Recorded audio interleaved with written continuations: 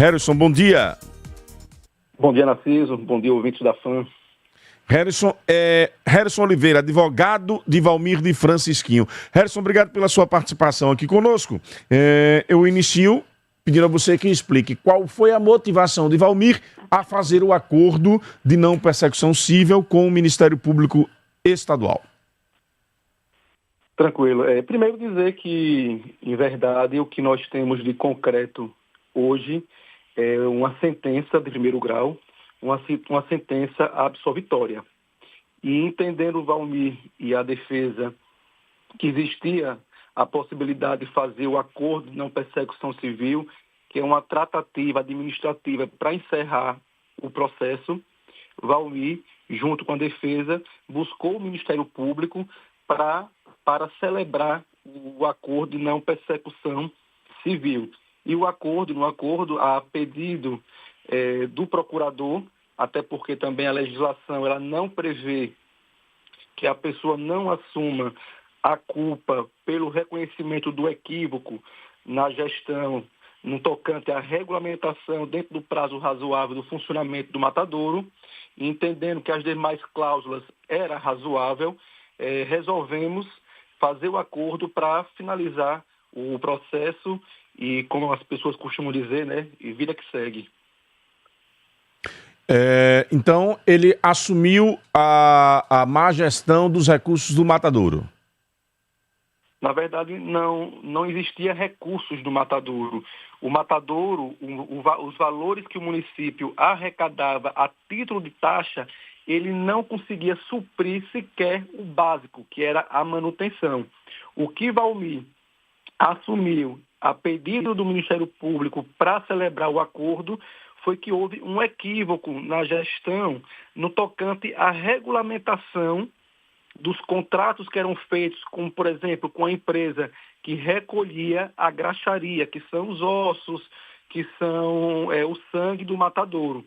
Então, o reconhecimento é do equívoco na gestão da regulamentação do funcionamento do matadouro dentro de um prazo razoável. O que não implica em dizer que Valmir se locupletou e teve vantagens financeiras, como foi, infelizmente, amplamente divulgado pela mídia.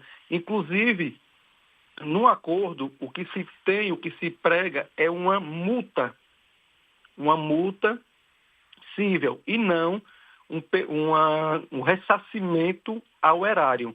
Os valores que Valmir irá pagar, cerca de R$135 mil, parcelado em 12 vezes, é uma multa civil que vai ser encaminhada esse dinheiro para os cofres do Ministério Público e não para o município, porque, inclusive, quando foi iniciado o julgamento de Valmir pelo Tribunal de Justiça do Estado de Sergipe, a própria desembargadora relatora, doutora Yolanda, ela pontuou que Valmir não causou dano ao erário e não tem, na sua decisão, ainda pendente de confirmação, não existe condenação a Valmir a ressarcir 1 centavo ao município, porque o entendimento da desembargadora, já abraçado, inclusive pelo desembargador Roberto Porto, mesmo dizendo que poderia mudar o seu entendimento, é que Valmir agiu com dolo no tocante ao matadouro, mas não teve 1 centavo de vantagem. Valmir não atuou com locupletamento ilícito e nem tampouco causou dano ao erário. Agora, no acordo celebrado, há uma parte do texto, e eu gostaria que o senhor explicasse isso para a população, onde diz o seguinte: considerando a imputação pelo Ministério Público ao compromissário, ou seja, a Valmir, nos autos da ação de improbidade administrativa, processo de número tal, de suposta prática de ato improbo em razão da contratação de empresa responsável pelo recolhimento de restos do abate de animais no matadouro municipal, bem como da movimentação oculta de recursos mediante utilização de contas bancárias pessoais e aquisição de propriedades em nome do servidor comissionado da Prefeitura Municipal de Itabaiana, lotado no gabinete do prefeito, incidindo em afronta aos artigos 9º, 10º e 11º da Lei Federal 8.429.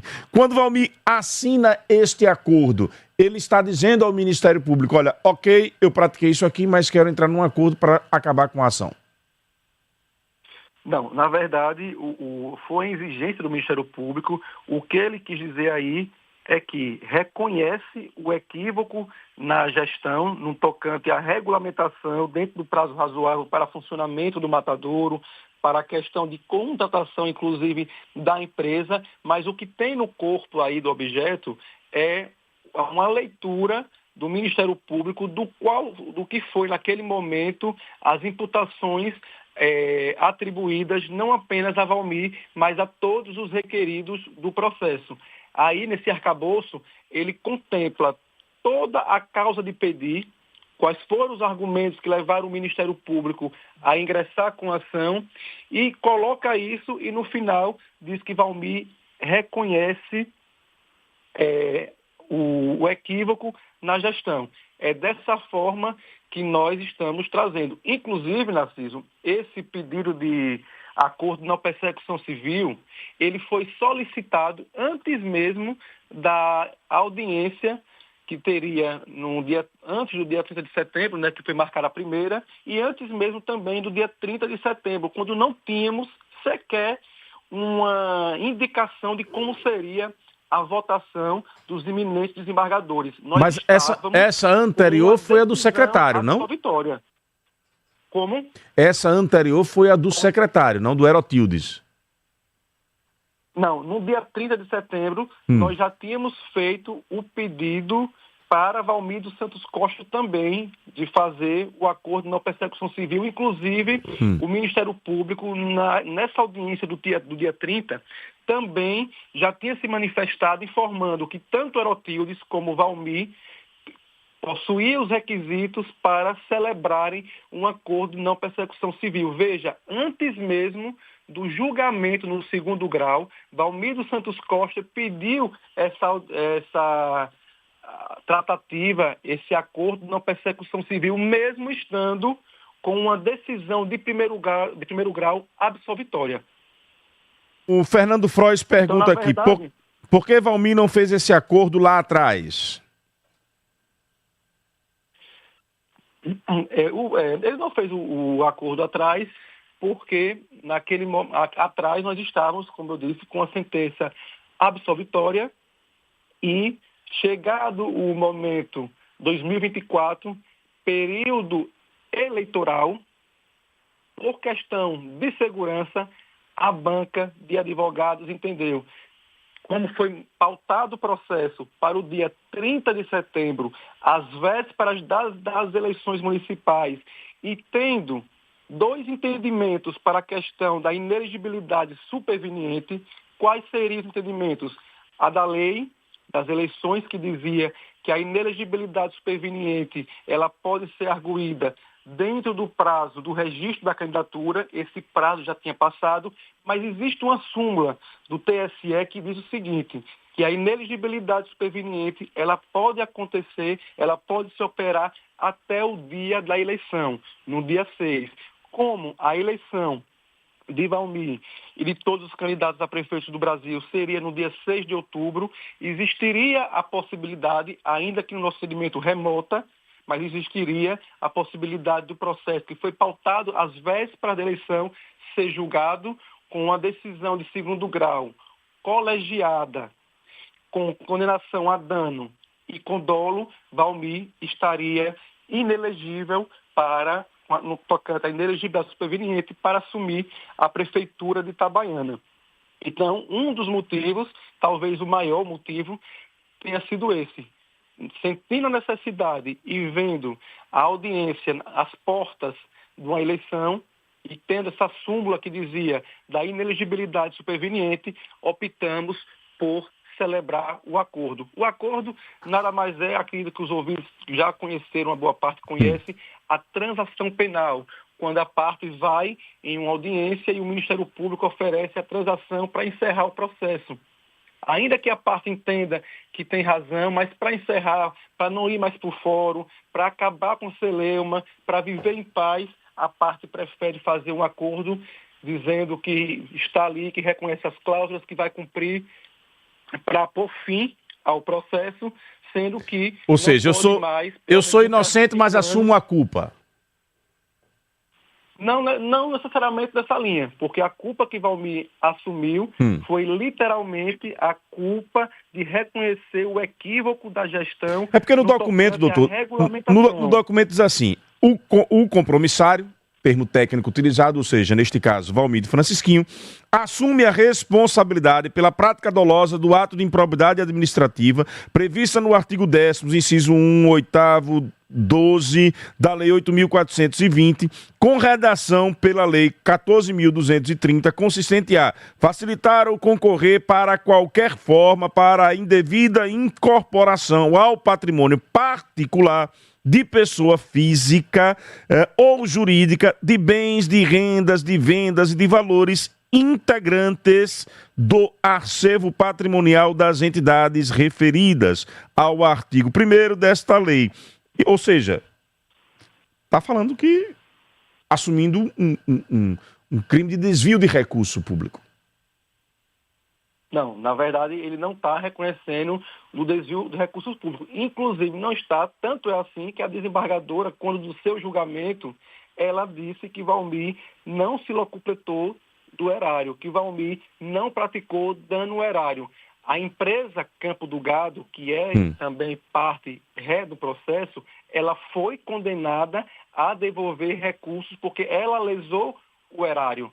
É como eu disse, o juízo, ou melhor, o Ministério Público, ele pontuou o que aí, trocando em miúdos nessas palavras colocadas pelo Ministério Público, o que ele quis dizer, ao nosso entender, é que houve o reconhecimento do equívoco na gestão em não regulamentar dentro do prazo razoável, ou então de fazer os contratos de acordo com quem entendia, com quem entende o Ministério Público, e que por isso ele agiu com dolo e que por isso ele está celebrando um acordo, até porque também, se não há o reconhecimento, pelo menos no tocante à má gestão, no sentido de realizar os contratos conforme estipulado, conforme queria o Ministério Público, se não tiver isso, não celebrava o acordo de não persecução civil, porque é um dos requisitos previstos na lei. O Sandes diz aqui, Narciso, por favor, pergunte ao nobre advogado, como é que paga uma coisa sem dever? Aí quer fazer o povo de besta. Me diz aí, doutor, fica à vontade, é o Sandes de Buquim. Eu acredito que Sandes está vivendo em outro mundo, um mundo paralelo. Quantas vezes precisamos recuar na vida? Esse parênteses eu faço não apenas para Valmir, porque é político, para você, para mim, para todo cidadão. Quantas vezes nós precisamos recuar, dar um passo para trás, né? Como diz, para dar 2 passos para frente. Máximas que eram servidas a vida toda e que eram seguidas a vida toda, como, por exemplo, briga de marido e mulher, ninguém mete a colher. Essa máxima já caiu. Quantas vezes já precisamos, porque a sociedade evoluiu, se meter em briga de marido e mulher para não ver mulheres sendo espancadas, mulheres sendo violentadas e assassinadas? Outra máxima que caiu, Deus escreve certo por linha torta. Não, Deus escreve certo por linha certa. Nós que entortamos. Então, Valmir, naquele momento, precisava tomar uma atitude, uma decisão. E o jurídico, entendendo pela segurança jurídica, mesmo absolvido em primeiro grau, mas como estávamos às portas de uma eleição, resolvemos fazer um acordo. E digo ao ouvinte que Valmir está pagando R$135 mil, aproximadamente, em 12 parcelas, mas é de multa civil, não é ressarcimento por valores que ele, no linguajar popular, que as pessoas dizem que ele roubou. Nós temos uma decisão absolutória de primeiro grau e na decisão colegiada, na votação que se iniciou, a desembargadora foi extremamente clara ao dizer que Valmir não atuou com locupletamento e causando dano ao erário. Mas nesse recurso já estaria 2-1 pela condenação de Valmir. Estaria 2-0. Agora, explicando para a população, Harrison, se ele não cometeu dolo, e a relatora disse que ele não cometeu dolo, por que ela condenou? Então, ela disse na decisão dela que ele cometeu o dolo. O dolo ele cometeu. Em qual sentido? Que ele, naquela linha que eu venho falando aos ouvintes aqui, que ele reconhece que ele, pelo menos, tinha conhecimento do funcionamento do matadouro e que ele, querendo manter o matadouro aberto, compactuou com a má gestão e com a não contratação dentro dos prazos regulares das empresas certas no momento certo. Então, por isso, ele atuou com dolo que ele deixou, ele facilitou, que ele entendia que para manter o matadouro aberto poderia ficar com aquela empresa funcionando, mesmo estando em desacordo com a legislação de licitação e de contratos. Foi esse o entendimento dela, que ele, no caso, para manter o matadouro aberto, ele deixou que a empresa Campo do Gado exercesse o mistério de retirar os ossos, de retirar o sangue, o couro do animal, sem estar cumprindo as regras determinadas pela lei de licitação. Entendido. Mas que não causou dano ao erário, que ele não seria condenado a pagar R$1 ao município de Itabaiana, ao erário público, uma vez que ele não se locupletou do patrimônio público. Sua condenação foi por dolo, por improbidade, com dolo, sem dano ao erário, 4 anos de suspensão dos direitos políticos, não contratação pessoa física com órgãos de administração direta ou indireta. Foi essa a pena, naquele momento, proferida pela relatora, acompanhada pelo desembargador Roberto, o qual também disse que poderia, a depender do voto de Cesário, rever o seu posicionamento. Cesário, nesse sentido, no dia 2, modificando o seu ponto de vista, nada impede que o próprio Roberto mude a sua posição, mude seu voto e Valmir tenha uma decisão favorável. O Pedro do Augusto Franco diz aqui: tem 2 caras no elevador, do nada surge aquele mau cheiro, você tem certeza que não foi você, mas o outro insiste em dizer que foi você. É mais ou menos isso que o advogado está dizendo. O Alves da Atalaia: é chegada o processo eleitoral de 2026, teremos vários políticos nesse processo chancelado de não percepção penal. E tem 2 áudios aqui para a gente poder encerrar, vamos lá. Bom dia, Narciso. Uma coisa ficou clara, sabe? O Valmir está doido para ser governador do estado, porque ele fez inúmeros acordos, né? Fez um acordo com o PT para ser absolvido, para ser anulado todos os seus problemas lá judiciais na época, e agora fez outro acordo para, mesmo assumindo que está culpado e tudo, para ficar elegível. Então está claro que ele quer ser governador a todo custo, assumindo a culpa. Fez um acordo com o PT lá atrás, e agora fez um acordo novamente para continuar elegível, né? Que possa ser candidato. Bom dia, Narciso, bom dia ao nobre advogado aí. Narciso, a verdade é uma só, eu não sei por que tanto questionamento sobre Valmir, porque a pessoa recuou em algum erro que fez. Isso aí é normal. Ele está se retratando de uma coisa que possivelmente deu errado. O que é que custa ele recuar e admitir que fez isso? Agora, o que a população tem que saber é que todas essas pessoas que fazem esse tipo de pergunta, se essas pessoas fazem tudo certo da vida, como manda o figurino. Então, se hoje você fizer uma pesquisa do estado inteiro, de Valmir Francisquinho, pode ter certeza que o cara é estourado. Só fala de Valmir quem não conhece o Valmir. Valmir é um cara gente boa demais, demais. Então é o questionamento que eu tenho aí. Boa sorte aí, Valmir, na sua jornada aí, nego aí. Continue fazendo o que você fez na administração passada, que botou Itabaiana em dia e tá tudo certo. E o resto, quem quiser falar, que fale. O professor Claudemir diz aqui, o advogado está fazendo o trabalho dele, o cliente pode ter feito o que for, o advogado sempre vai achar uma fala que amenize o ato, principalmente no caso de uma figura pública que quer concorrer na próxima eleição. Nem o advogado acredita no que ele mesmo está falando. Encerrando aí com a participação desses ouvintes, doutor. Agradecer, né, aos ouvintes pela interação, dizer a Claudemir que ao professor, né, é uma pena que um professor se posicione dessa forma, e dizer que eu não estou acreditando, em dizer que vale tudo pelo dinheiro, pela profissão. Nós temos equilíbrio, nós temos ética e nós fazemos advocacia com respeito. É preciso respeitar as pessoas, não apenas para ser respeitado, porque é uma questão de princípio, de dignidade mesmo. Dizer que Valmir acredita na sua inocência, Valmir lutou pela sua inocência, contra fatos não há argumentos, como, por exemplo, nós tínhamos uma sentença absolvitória. Como é e por que é que uma pessoa com sentença absolvitória vai fazer ou vai propor um acordo de não persecução civil?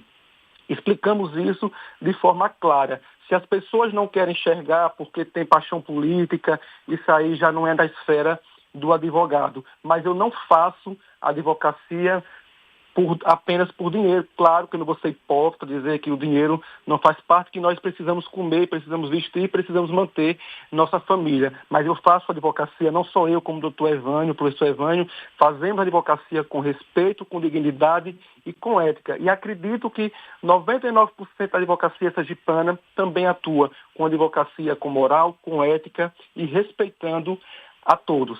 É dessa forma que nós fazemos advocacia, não só eleitoral, mas advocacia para a vida. E a história conta. Lembro-me, e viu, Narciso, querendo só um pouco mais aprofundar, na eleição de governador, quando nós defendíamos a todo custo a bandeira de Valmir, dizendo que Valmir era inocente, que estava elegível, e passou-se a eleição, até o dia da eleição, nós éramos tratados realmente como uma coja, como advogados que estavam buscando a todo momento enganar a população sergipana. E paz, meus senhores, essa história é dita em prosa e em verso por todo o estado de Sergipe. 9 dias após a eleição, por obra de um acaso, mas aí, doutor Harrison, aí o senhor me permita, porque aí entra o trabalho da imprensa também, o senhor me permita. Na data da eleição ele estava inelegível, ele ficou elegível após a eleição.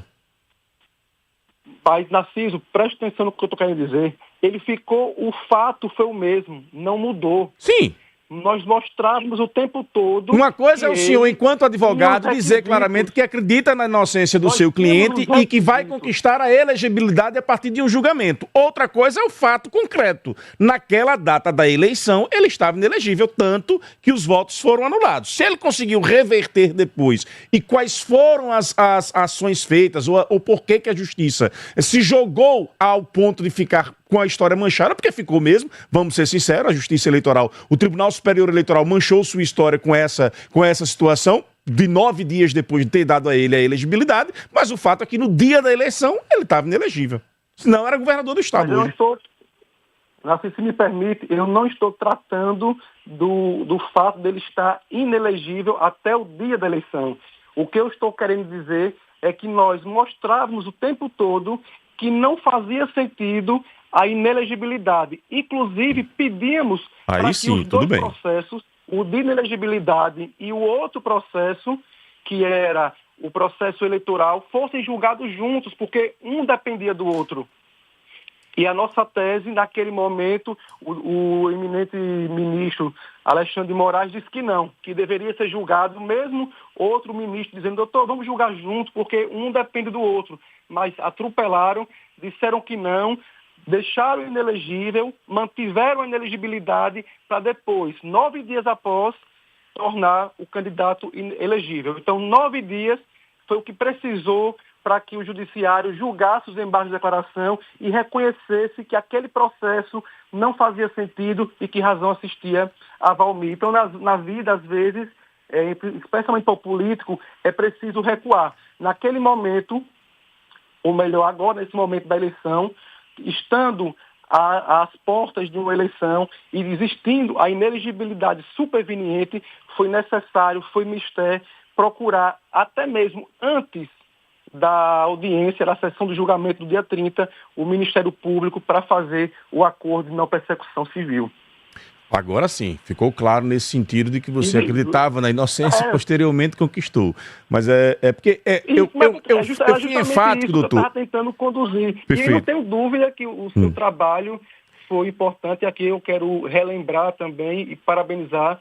Eu lhe conheci pessoalmente quando do debate que a FAM promoveu, um debate que ele foi brilhante para governador e para a democracia, não apenas lá nas câmaras, quando nós estávamos desde a portaria, quando nós adentramos, aquela recepção, a segurança, a mobilização com os apoiadores, até o final do debate, a lisura, o seu comportamento ético, dizer que a FAM, não só naquele debate, mas a FAM para o processo democrático do Estado de Sergipe, está de parabéns, meu amigo.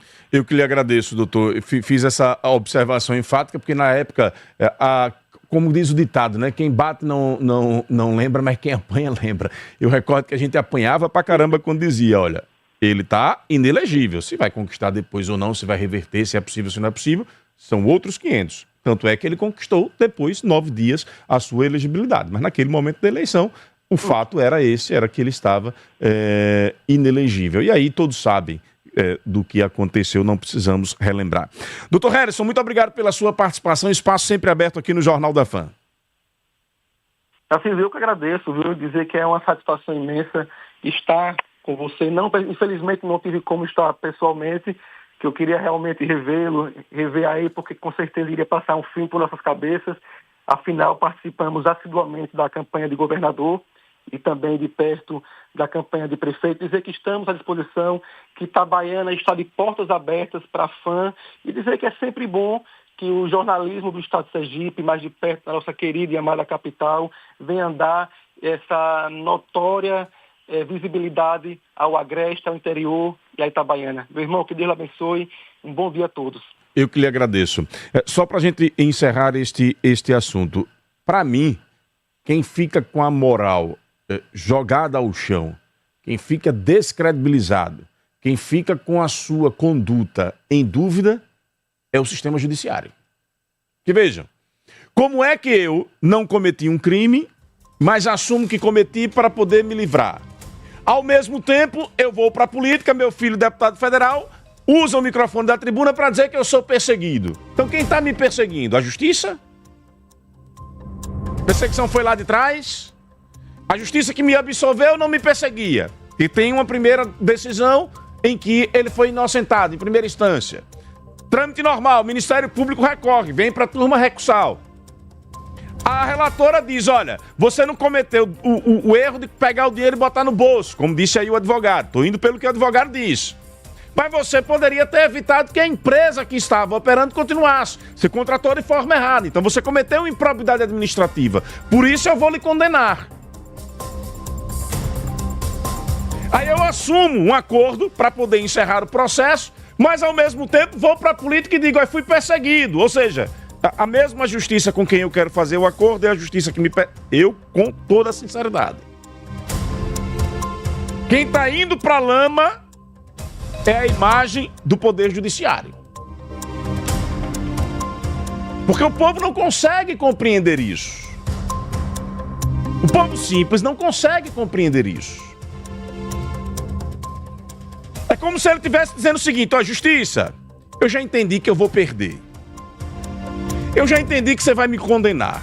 Vamos fazer o seguinte, eu vou assinar aqui um papel, fazendo de conta que eu assumo que fui eu mesmo, que eu errei, cometi dolo, que dinheiro foi desviado para conta pessoal, que teve laranja no meio da história. Eu assumo. Pronto. É isso que vocês querem? Pronto. Assumo. Agora cabe logo com esse negócio. Não, vou pagar aqui R$135 mil. Dinheiro tá caindo do pé. Tem um pé de manga ali, na área externa aqui da FAM. Tá caindo do pé. Mas se não cair ali do pé, pega aí o salário do meu filho, deputado federal. Dinheiro do povo, para poder pagar essa multa aí, essa situação. Parte da população está preocupada com essa legalidade? Pouco se lixando. Quando o povo, muitas vezes, pega o político e bota de estimação no colo, sai de baixo. Nós estamos vendo aí. o que está acontecendo no Brasil. E há quem ainda defenda aqueles que tentaram dar um golpe neste país. E vai para a linha de frente mesmo, bater na imprensa é a gente quem apanha. Como fez Ícaro ontem na tribuna da Câmara. Ai, Deus do céu. As coisas acontecem nos bastidores, a gente faz a análise, o cara sai de vítima, assume a culpa. Olha, sou réu, confesso, pronto. Cometi o crime, cabe logo com esse negócio, me deixe em paz. Aí a culpa é da imprensa. Ê, Geni, nada fácil. Todo mundo quer escolher uma, né não? Com toda sinceridade, me desculpem os membros do Poder Judiciário. Mas a população escolheu, no entendimento dela, entender que vocês perseguem Valmir. E a imagem que está indo para a lama é a imagem do Poder Judiciário com toda esta celeuma.